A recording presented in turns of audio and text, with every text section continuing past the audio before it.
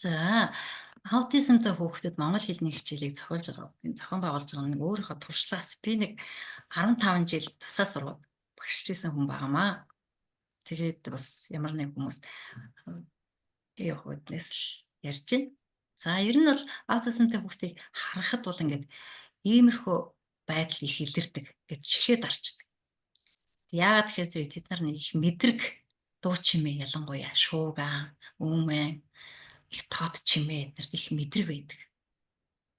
За энэ сэдвийн хүрээнд эхлээд аутизмын тухай товч ойлголт ба тэдний онцлог энэ тухай товч ярилцсан. За сургуулийн орчинд тохиолдох бэрхшээлүүд хичээл сургалтын явцад анхаарах зүйлсээс тэгээд дараа нь багшийн заах арга барилаас товчхон анализ хийх, ажилт анализ хийх, хүүхдийнхээ төвшин тогтоох, хичээлийн хөтөлбөр боловсруулах, сургалтыг зохион байгуулах гэсэн юм талаар ярилцъя. За аутизмын эмгэг гэж юу вэ? Аутизмын эмгэг гэдэг нь ер нь оюуны хөгжлийн бэрхшээлийн нэг бие даасан төрөл гэж. Эмгэг гэдэг нь бол одоо өвчин биш, тийм ээ? Өвчин биш юм а гэж үздэг байна. Тийм ер нь эмгэг бол тэгээд эдгэн гэж бас байдгүй л асуудал юм байна л да. За энэхүү аутизмын эмгэн дотроос сонгодог аутизм, Аспергийн хам шинж гэсэн юм хэлбэртэй байдаг байх нэ. За аутизмын гол ялгарах шинж нь болохоор зэрэг энэ бусад хүнтэй харилцах чадвар муу буюу чадваргүй. За нийгмийн харилцаанд орох чадвар муутай буюу чадваргүй. Нэг хэвийн давтамжтай зан үйл амьдралын хэв маягийг шаарддаг. Ийм онцлогтой аутизмтай хүүхэд. За тэгээд тэр бусадтай харилцах чадваргүй гэдэг нь юу юм бэ гэхээр нэг асуултаа дахин асуух явдал илбэг байдаг. За ярианы хүний ярьж байгаа ярианы даал дутах, ярианы өнгө аясыг ойлгохдоггүй бараг л хэрнэ. Сонсож байгаа хүнээсээ үл хамааран өөрийнхөө сонирхсан сэдвээр л ярихыг хүсдэг. За одоо ярьж байгаа сэдв үйл явдлаас үл хамааран ямар нэг тоо баримт хэлдэг ч юм уу тийм нэг тийм содон тийм сонин нэлийн олон хүүхдүүд дээр харж исэн л та. Тухайн хүнтэй харьцахын тулд биш ер нь харьцахдаа хэрэглээгээ хангахын тулд харилцдаг байх нэ. За нийгэмтэй харьцахдаа муу юу чадваргүй гэдэг нь бусдын биед зохисгүй хүрдэг хамаагүй ингээд тулж ирээд ч юм уу бүр ингээд зочдтол ингээ хажуугаас шахдаг юм. За нөгөө харилцагчийнхаа хаарц нүүрний хувирал тохиог ойлгож харилцахдаа хэрэглэхтэй муу сул. За хүмүүст хэд орхон наалдаж зогсдог. За мөн гэр бүл найз нөхөд танихгүй хүн багш захирал ер нь хинтээ ч хамаагүй яг л нэг адилхан харьцдаг ялгаа байхгүй тийм. За тэд нар ер нь ихвчлэн найзгүй ганцаараа. Найзтай юу гэж найз байх. Найзтай болохыг хүсдэг ч гэсэн яадаг. Яаж найзлах юм? Найзтайгаа яаж харилцах талаараа мэддэггүй байх нэ. За дараа нь амьдралын нэг хэв маягийг шаарддаг. Энэ бол их гол онцлог юм шиг харагддаг. За энд юу гэхээр өдөр тутмын хийдэг зүйл дүрм зэрэг уян хатан хүлээж авах чадвар муутай. Уян хатан хүлээж авах чадвар муутай байдаг. За мөн бусдын үзэл бодол санаа сэтгэлийг ойлгохдоо муу. Өдөр тутмын үйл ажиллагаанд өөрчлөлт ороход дургүй. Тодорхой орчинд эзэмсэн чадвараа өөр орчинд очихоор зэрэг хэрэглэх чадвар бас султай. Дургүй. Ер нь орчин солих их дургүй гэдэг. За нэг жоохон таатай биш, онцгүй, таатай биш тийм цөөхөн тоон сонирхолтой байдаг. Бүх юмсыг шууд утгаар л хүлээж авна. Шууд утгаар. Дам утгыг бол ойлгохтой их хүнд ер нь ойлгох хэцүү. Хэвийн нэг хөвшмөл тийм үйлдэлтэй дассан тийм байдаг бахнэ. За түүнээс гадна аутизмтай хүүхдүүд бол тийм мэдрэмж, сэтгэмж болон бие бялдар энэ хөгжил, эрүүл мэндийн бэрхшээлд давхацсан тийм ээ байж болно. Хавсарсан байж болно гэсэн үг байна шүү дээ тийм ээ байж болно. Ер нь бол аутизмтай хүүхдүүд одоо энэ чанга чимээ, зарим нэг содон үнэр, хурц амт одоо тийм ямар нэг сонин үзэгдэл тэрт бол төсвөрлөхгүй тийм хит мэдрэг тэдэрт дургүй тийм байдаг. За бидээ зарим нь огт хүрэх дургүй. Зарим нь бүр ингээд юудаг налахад одоо ингээд хүчтэй юм даралдаг баяртай. Тийм байдаг. За хөдөлгөөний эвсэл муутай. Анхаарал суралтай зарим анхаарал нь бол маш амархан сарндаг. Сэтгэл зүйн докторийн хувьд бол сул айдастай ч юм тийм ээ сэтгэл готролтой уур бухимдалтай байдал бол нэлээд илэрхтэй хурдан амархан ийм байдал ажиглагддаг. За тэг ер нь бол аутизмын хувьд бол ингээд хүүхдийг эцэг эхээс өдр сонсож яхад бол эцэг эхээс зарим мэрэгчлэнээр сонсож байгаа дэр нь 2 настай байхад бол ер нь тодорхой харагддаг гинэ хүүхд. Одоо яа тийм нөгөө ганцаараа ингээд нэг ерөөсө бусдаа нэг хүүхдэд нийлэхгүй цэцэрлэг дээр энэ төр очиод бусдаа нийлэхгүй ингээд ганцаараа очиж суучдаг. Тэгэл ганцаараа тоглоол тэндээ байж. Хамтарч юм хийх чаддаг байх нь шүү дээ тийм. За тэгвэл аутизм аль болохоор баг байхад нь онцлуулж одоо хөгжүүлж байвал хамаагүй илүү үр дүнтэй байдаг байх нэ. За тэдний хүүхдэд одоо мэдлэг өгөхөд хүүхдийгээ яг төвшөнд нь тохируулах хэрэгтэй байдаг. За мөн тохирсон аргаар заах хэрэгтэй. За хүүхдийг хөгжүүлэх сургалтыг бол зогсолтгүй байнгын явуулах хэрэгтэй. За энэ хүүхд бол одоо тэр ингээд гараа хазаад одоо ингээд ганцаараа наашаа араас урцсан. Гараа хазаад одоо нэг дургүй ямар нэг юм дургүй байдлаа илэрхийлж штэ. Тэгээд ерөөсө бус хүүхдүүд нь бүгдээрээ өөр тийш тэр нэг зүгт харж чад бол анхаарал нь өөр жоохон дургүй байдлаар ерөөсө бухимдсан ямар нэг юм болсон байна тий. За дараа.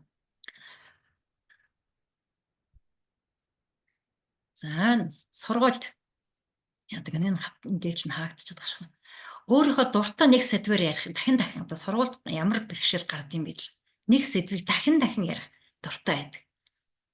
Нэг юмаа л яриад энэ. За бусад хүний яриаг бол шууд утгаар л хүлээж авна. За ер нь бол 2-оос дээш алхамтай даалгавар гүйцэтгэхэд шууд эхнийхээ л гүйцэтгэдэг. Тэгээд тэрнээс дээр за жишээлбэл одоо юу гэдэг нэг бодлого жижигхэн бодлого гэдэг одоо надад одоо 3 харандаа байна. Чиний найзд чинь 5 харандаа байна. Тэгвэл энэ бид хоёрт нийлээд хэдэн харандаа байгаа гэхээр чинь олж чадах байждаг. Зөвхөн өөрийнхөө харандааг мэдчихлээ. Найзынхаа харандааг найз чинь чамаас хоёроор олон харандаа байна гэвэл хоёр тэр хоёрыг нэмэл надад 2 байна, найзд 2 байна. Ингээд олж. Тэгээ нийлээд хэд юм бэ гэдгийг ойлгохгүй. Ийм асуудал гардаг байна. За хүний нүд рүү харахгүй дайлтраад ингээ өөдөөс нь харахаар зарим хүүхдүүд бүр ингээд нүдээ ингээ хаагаад ингээд гэдэг зарим хүүхдүүд. Тийм харахтаа их дургүй байдаг бах нэ. Тийш. За тэдний өдийн одоо сургууль дээр өдийн хоол өгдөг. За тэрэнд болохоор зэрэг үнэрлэлчээл ерөөсөө идэхгүй. Тийм тэр тааг үнэр байдаг байх ч юм уу тийм ээ. За анхаарал нь сарнихтай амархан өөрийгөө илэрхийлэхдээ суул ихэвчлэн ганцаараа байх хандлагатай найзгүй ганцаараа тоглоно ганцаараа юм хийгээл сум. За тэгээд цөөхөн өвөрмөц тийм сонирхолтой. Одоо жишээлбэл тэр телевизийн лого ингээл зураад идэх. Өнгөөр нь будаад ч.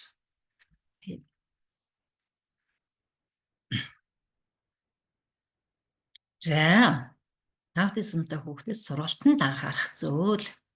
За аутизмтай ч гэсэн хүүхд бүгдээрээ тийм адилхан биш. Тийм онцтой ч гэсэн яг адилхан. Бүгд өөр байдаг учраас яг тухайн хүүхдийнхээ хэрэгцээнд таасан хөтөлбөрийг боловсруулах нь зүйтэй байдаг. За хөтөлбөрийг бүр жижиглээд алхмуудад хувааж нэг зорилгоо тавьж хэрэгжүүлвэл илүү сайн үр дүнтэй болдог.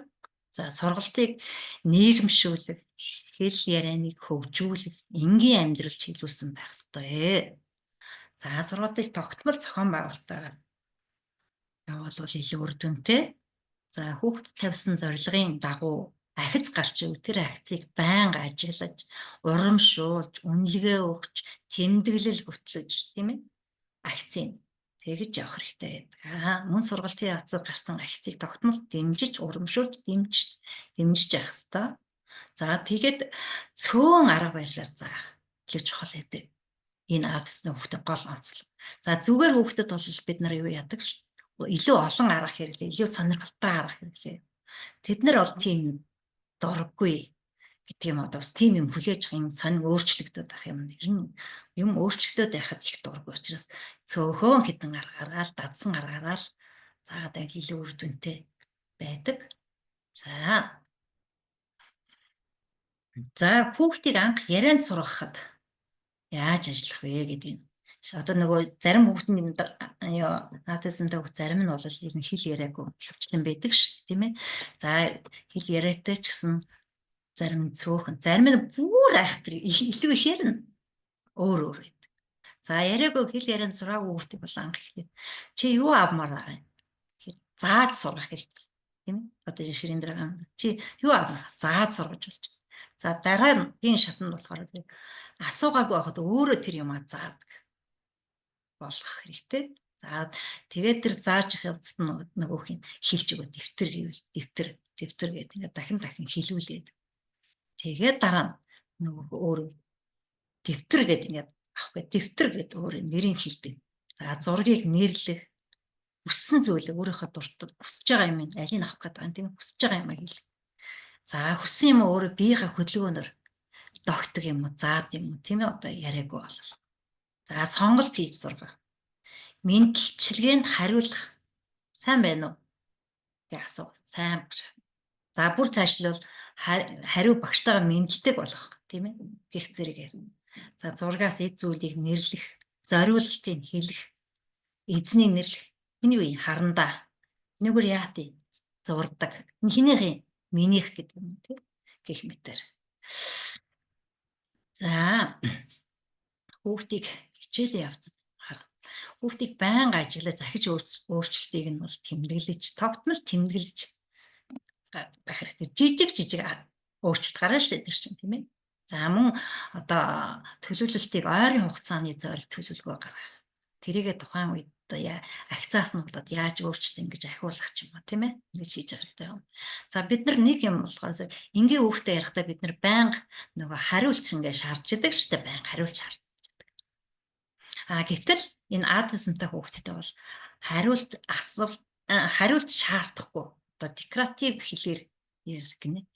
Ярих ёстой байдаг хүн шаардахгүй. Тэр хүүхд ойлгож л байвал одоо болно тийм ээ. За жишээлбэл одоо хичээл эхэлсэн байна. Ширэндээ суугаарай гэдэг юм. Чи суух уу? Суугаарай. Суух болоогүй мүү гэж асуухгүй хүүхдээс. За хүүхдүүд хичээлдээ суудсан, бүгдээрээ суудсан байна шүү дээ гэдэг ингээ өөрлөнд харуул. Тэр бусдыг ингээ ажиглаад тэгээд өөрөө суг. Тэд нар чинь ярихгүй тийм ээ. Ерөнхийдөө ярьж чадахгүй байж болно шүү дээ тийм ээ. За ихэвчлэн аутизмтай хүүхд хүний нүд рүү яг эцэлж хардаггүй ч тий. Тийм учраас тэрийг аль болохоор харж нүднээс хариулт гэдэг юм уу одоо хариулт авах болж гин үгүй юу итгэл үнэмшлээ авах энэнд бас сургах зорилготойгоор хүүхдийн харааны төвшөнд яг адилхан одоо сууж байгаа үдээс нь харж сууж байгаа. Тэгээд харьцах илүү сайн байдаг. Яг тэгж харьцуул илүү сайн. За хүүхдийн харцаа өөр зүг рүү хандуулчлаа. Тийм ээ. Тэгвэл одоо хүлээж агаад харахаар нь цааш нь үргэлжлүүлээд ярих хэрэгтэй байна. За дараа. За ярихдаа анхаарах зүйл нь. За декларатив хэлээр ярихыг бас голчлох нь байна, тийм ээ.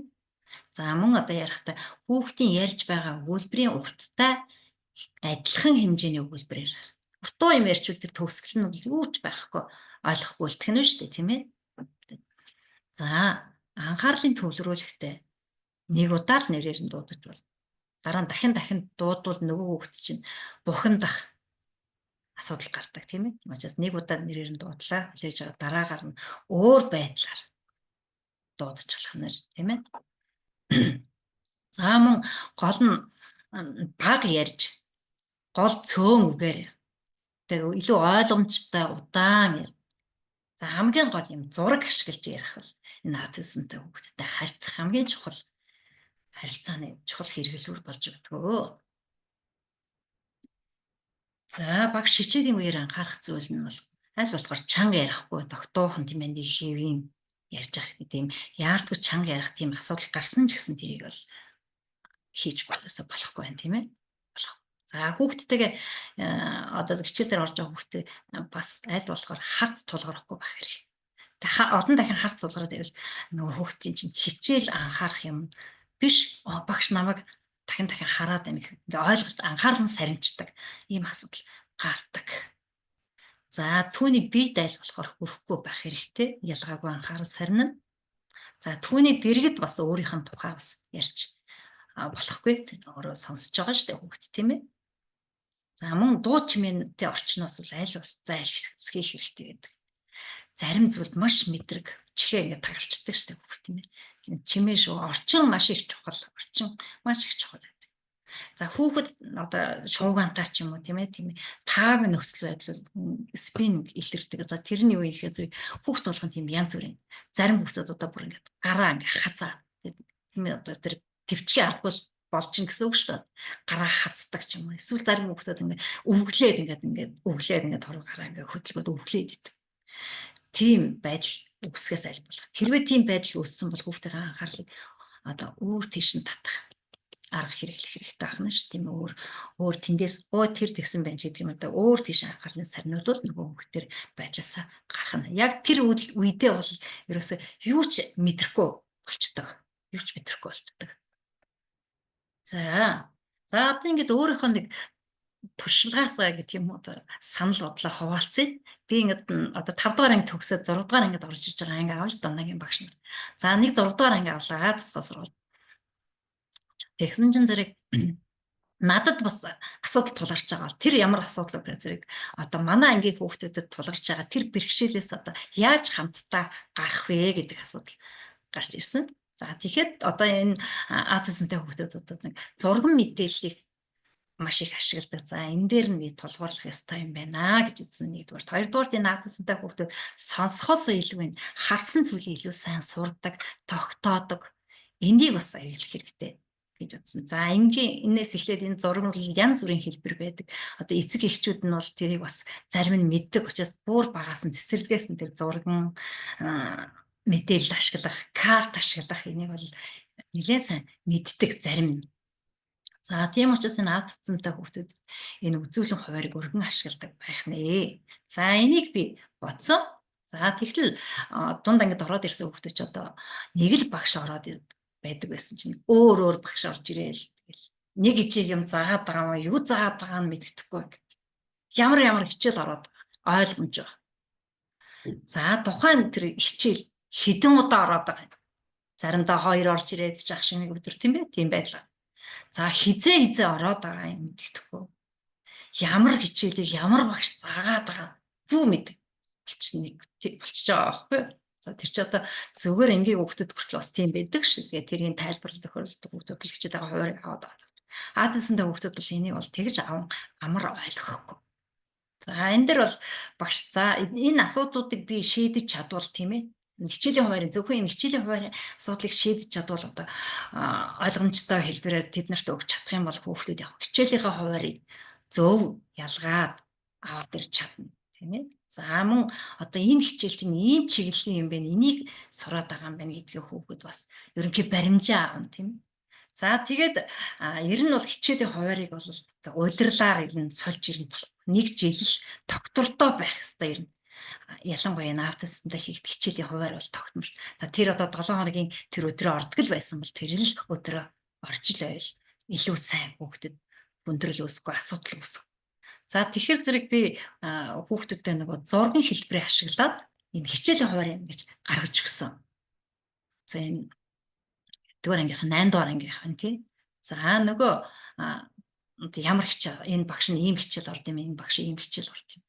За миний хувьд болохоор зөв монгол хэлний багш, уран зохиолын багш. За тэгээ ангид бас ангийн нэг иргэний боловсрогчид ингээ өдөр зарим 2 нэг 90 өдөрт 2 ч юм уу, заримдаа 2 ороод ирдэг. За тэгвэл бас ялах хэрэгтэй болно шүү дээ тийм ээ. За ингээ хичээлийнхаа хуваарийг одоо эцэг эхтэй ч гэсэн илүү ойлгомжтой таатаа болж ирдэг. Ийм байдлаар асуудлыг За тэгтэл хичээлийн дэвтрийн асуудал одоо хичээлийнхаа дэвтрийг яаж ялах вэ гэдэг асуудал гарч ирээд нөгөө хичээлийнхэн дэвтэр дээр багшийн зургийг нааж өглөө ихний үед. За тэгээ одоо би 2 3 хичээл авдаг юм чи одоо намайг бол ингээд байнгын уяатай би чинь завсарлагаанаарч ирнэ хажууд нь уяатай байдаг учраас намайгаа нэг юм таньж байгаа юм чинь. За энэ монгол хэлний хичээл нь энэ зурагтай уран зохиолын хичээл нь өөр одоо юу нэг шууны зурагтай ч юм уу тийм ээ. Тэрний улс руу өөр зураг. Ингээ өөр зураг тавьж өгч ингэж хичээлийнх нь дэвтрүүдийг ингэж ялгаж өгч ангийн багшийн хувьд хийж байгаа ажил байгаа байхгүй юу тийм ээ. За ингээд энэ нь бол хүүхд хамаагүй төхөм хялбар хичээлээ болох байна. За ингэж ангийн багшийн хувьд энэ асуудлуудыг ингэ шийдлээ. За одоо мэрэгчлэх хувьд монгол хэлний хичээлийг яаж авах вэ? За ингээд анги хэлээ 12 хүүхэд авсан манайх ер нь 15 хүүхэд сурдаг нэг ангид байсан. За тэгээд янз бүрийн бэрхшээлтэй одоо хөдөлгөөний бэрхшээлтэй эсвэл хэл ярианы бэрхшээлтэй тийм даунтай аутизмтай ингээд яг ялгаад ингээд нэг анги болгочхоор бүр хүндрэлтэй гэдэг юм шиг. Тийм учраас ингээд холимог ордог байхгүй. Тэгээд манай ангид бол аутизмтай 2 хүүхэдтэй. Нэг нь болохоор зэрэг 5 хүртэл байгаа ангидаа суугаад ирсэн. Нэг нь болохоор яг 6 дугаар ангид манай ангид шинээр шилжиж ирсэн хүүхэд байгаа. За нэг нь тэр шилжиж ирсэн хүүхэд бол маш сэргэлэн ингээ харахад яриаг өөрөөтэй сэргэлэн. Маш сайн уншдаг. Бүх хичээлдээ сайн. Хөгжим төгөлдөр хуур тоглодог. Спортоор хичээлдэг. Тийм мундаг.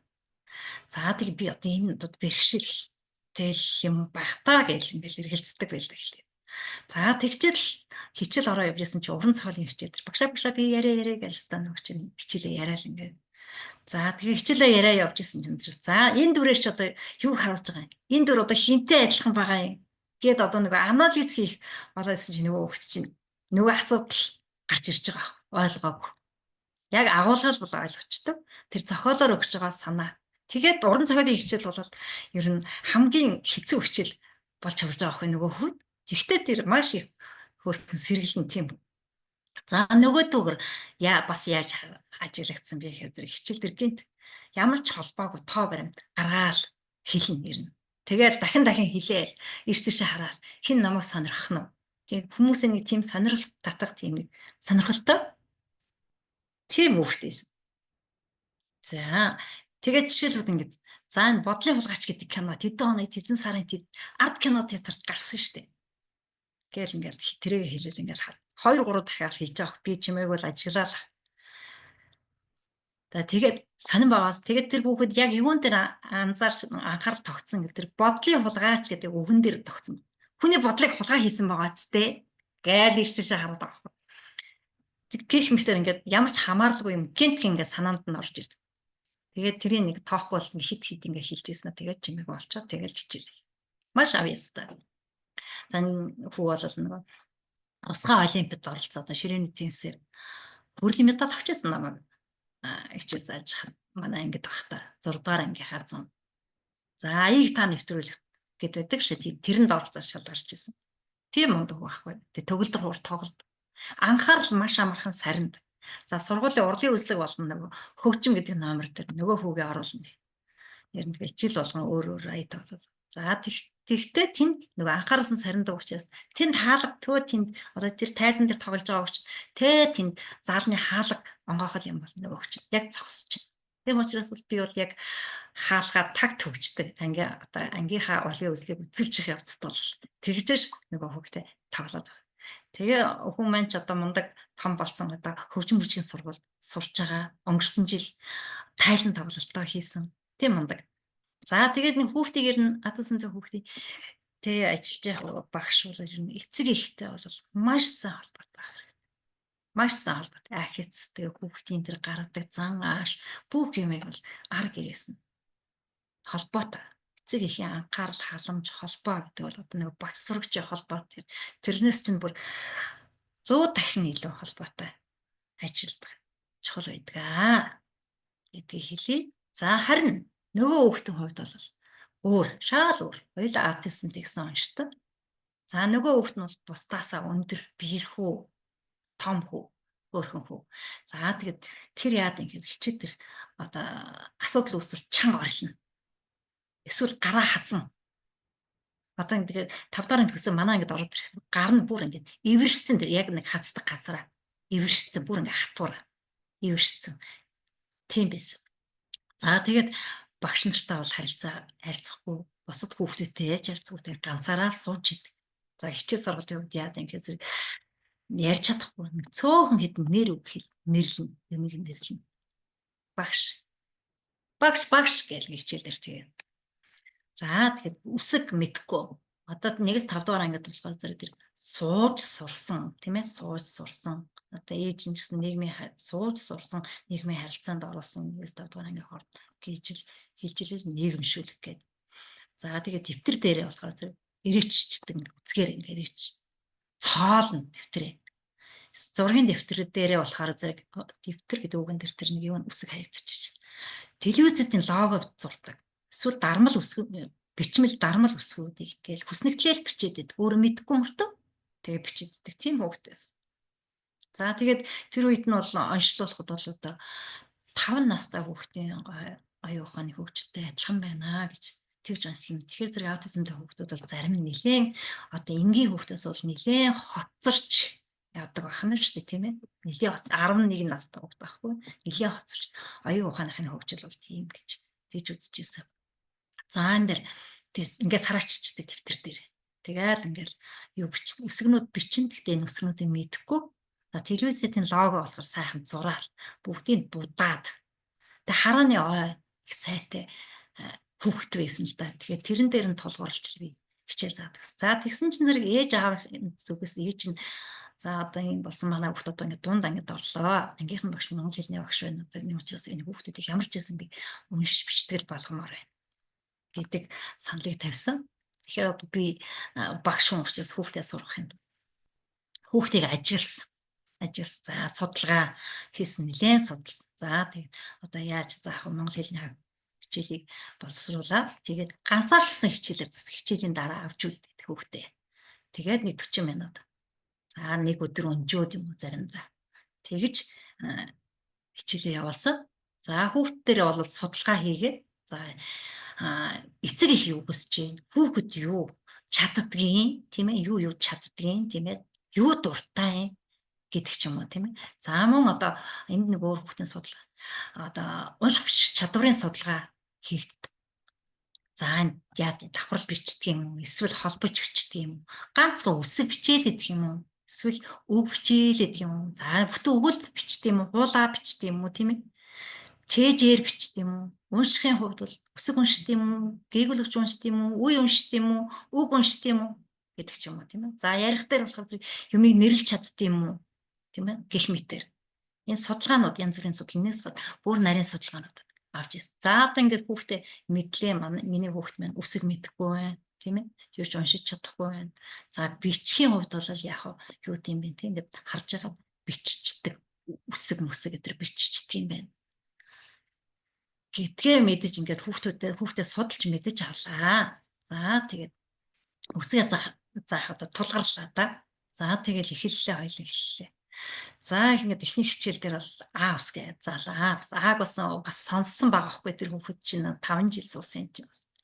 За эхлээ тэрийг арга зүгээ одоо хэд удаа яг ингээ хуруугаараа дарж байгаа хэлж өглөө сонсголоо тийм ээ. Тэгээд дараагаар нь за хоёулаа хамт хэлье. Ингээд хэлүүлээд тийм ээ гих мэтэр. Энийг л нэлээд удаа хэлүүллээ. За нэлээд удаа хийснийхаа дараагаар нөгөө бичүүлнэ. Бичүүлэхдээ яах вэ гэхээр за харан дагаар бичээд давхарлаад тэгээд нэрлүүлээд тийм ээ. За тэгснэ дараагаар нь цэг тавиад холбуулад тийм ээ. Хүүхэд ер нь анханасаа үсгийг зөв бичиж сурах гэдэг бол маш чухал байт юм. Буруу бичиж сурцсан хүүхдийг юусоо засгээд хичээгээд маш удаа засварвал маш удаа ер нь баг яг л анхны сурснаа явдаг учраас ер нь яг энгийн хүүхдэд ялгаагүй яг л анхаарлын төвлөрүүлж харуулж байгаа ч юм уу тэр үсэг бичгийг за одоо зүгээр ингээд хичээл зааж гисэн ир үсгийг чи доороос нь дээш нь бичдэг ч юм уу тийм янз бүрийн байдалтай хараагүй аахгүй хөөрхий тэр хүүхдүүд чинь тийм ээ яг яаж бичих аргыг мэдэхгүй учраас өөрийнх орго гэд бичээ сурцсан байдаг учраас энэ дээр бол нэлийн анхаарах хэрэгтэй юм шиг ялангуяа аутизмтай хүүхдэд цэг холбуулаа За дараа нь ингээ үсэг тус заалдаа тэгээд олуулна. Одоо үгэн дотроос олуулна. Өсгөөийнхаа дуудуулна тийм ээ. Аа гэдэг ч юм уу тийм ээ, урт гიშгээ гэдэг олуул. Ингээ хамт заасан л да би. Урт богино хос гişийг ингээ хамт заасан баг. Заацсан. Дараа нь бас нэг өөр юм гараад ирэх нэг шин юм гэж бодсон шүү дээ тийм ээ гэж бодоод. Тэгээд ингээд үсгээ нүдлээд үсгээ бол яг эхний өдөр үзчихэж байгаа. Нэг өдөр тогтоочихж байгаа өмнө үзсэж байгаа. За ерэн тэгээ цаашдаа их шиг үсгээ үзэхдээ бол яг тэрийг бүр тэр хүүхдэд бүр мартахааргүй ингээ хоногшсны дараагийн үсгийг үзчихсэн. За ингээ их шиг үсгээ үзээд дуслаа. Тийм ээ, их шиг үсгээ үзээд дуслаа. За тэгээ гиг өчргөө орохдоо бол ер нь одоо монгол хэлний 1-р ангийнхаа номыг л яг барьсан. Яагаад гэвэл тэр чинь бэлэн материал байгаа ш. Цааш нь ингээ дараагийнх нь холбоод уншихад бэлэн материал байгаад дахиж нэмэлт ажиллагаа багшаас шаардахгүй тийм ээ. Багшийн ажил бол нэлээд бичих цаас ихтэй байдаг учраас нэмэлт ажиллагаа шаардахгүй гэж яг тэр дараалалаар нь заасан. За тэгээд гиглэгч үсгээ үзэхдээ бол за эхлээд им үсэг гэдэг ш. Им үсгээ үзлээ, дарамлаар нь бичлээ. За тэгээд үеэр шууд үеэр маа мэ мо гэд ингээд задгаа үеийг бол эхлээд өгсөн. Яагаад гэвэл арай хялбар санагдсан учраас би арай сурахад хүм. Тэгээд задгаа үеэ уртаар дуудуулаад тийм ээ. За тэгээд тэгснийхаа дараагаар нь маа мэ гэж тэгээд дараагаар нь ам эм ом гэдэг ч юм уу тийм ээ. Ингээд үеэр тэгээ үг бүтээгээд ингээд явж. За энэ үед бол ерөөсөө яг л үеэр ерөөсөө шууд үеэр л сурах хэрэгтэй. Үеэр сурах. Тэгээ нэг 3 гэгүүлэгч үзээд ирснээр дараагаар бол хүүхд 3 4-ийг үзээд ирэхээр хүүхд яг чи хэтрээд нөгөө арга багш яг л тэр аргаараа яг л аргаа өөрчилж ерөөсөө болох. Тэгэхээр зэрэг тэд нар ч нөгөө онцлогтон толгуурлж штэ тийм ээ. Нэг хөвсөн юм дуртай гэдэг.